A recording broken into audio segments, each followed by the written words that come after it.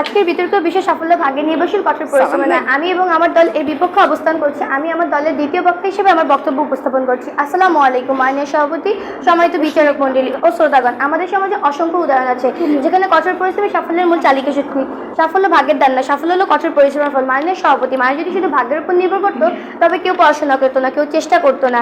কিন্তু বাস্তবতা হলো আমরা প্রতিদিন দেখি যারা চেষ্টা করে, যারা সময়কে কাজে লাগায় তারাই সফল হয়। আমাদের সমাজে অসংখ্য উদাহরণ আসে। এবার ইতিহাসের উদাহরণে আসি। টমাস আলভা এডিসন যদি ভাগ্যের উপর ভরসা করতো তবে হাজারবার ব্যর্থ হয়ে তিনি বৈদ্যুতিক আলো ব্যবহার করতে পারতো না। তিনি হাল ছাড়েননি, তিনি অক্লান্ত পরিশ্রম করেছেন, আর সেই কারণে আজ আমরা বৈদ্যুতিক আলো ব্যবহার করতে পারি।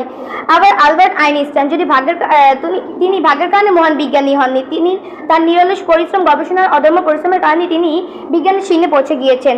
আমরা আমাদের চারপাশে দেখতে পাই একজন ছাত্র মনোযোগ দিয়ে পড়াশোনা করলে সে পরীক্ষা ভালো ফলাফল করে, কিন্তু যে ছাত্র মনোযোগ দিয়ে পড়াশোনা করে না সে পরীক্ষায় ভালো ফলাফল করতে পারে না। ডক্টর কালাম ভারতের মিসাইল ম্যান, তিনি ভাগ্যের কারণে সফল হননি, সফল হয়েছেন অবশ্যই না। আবার খেলাধুলার জগতে তাকালে আমরা বুঝতে পারি কোনো খেলার ভাগ্যের কারণে নয়, বরং কঠোর পরিশ্রমের কারণেই সফল হয়েছেন। প্রতিদিন ঘন্টার পর ঘন্টা অনুশীলন ছাড়া একজন মেসি বা সাকিব আল হাসান হওয়া সম্ভব নয়। এই বাস্তব উদাহরণগুলো প্রমাণ করে যে চেষ্টা নয়, পরিশ্রমী সাফল্যের মূল চালিকা শক্তি। প্রতিদিন দল হয়তো বলতেন ভাগ্য ছাড়া সাফল্য সম্ভব নয়। আমি বলবো ভাগ্য হয়তো বা সামান্য সহায়তা করে, কিন্তু সেই সহায়তা শুধু তাদের পাশেই থাকে যারা কঠোর পরিশ্রম করে। অর্থাৎ ভাগ্যের উপর নির্ভর না করে পরিশ্রম হলো প্রকৃত ভরসা। মাইনের সভাপতি, সাফল্য আসে চেষ্টা, ধৈর্য ও পরিশ্রমের সিঁড়ি বেয়ে। ভাগ্যকে দোষারোপ করা খুবই সহজ, কিন্তু সফল হওয়ার একমাত্র উপায় প্রকৃত উপায় কঠোর পরিশ্রম। মাইনের সভাপতি, আমার বিপক্ষ দলের বন্ধুদের কাছে কিছু প্রশ্ন রইল।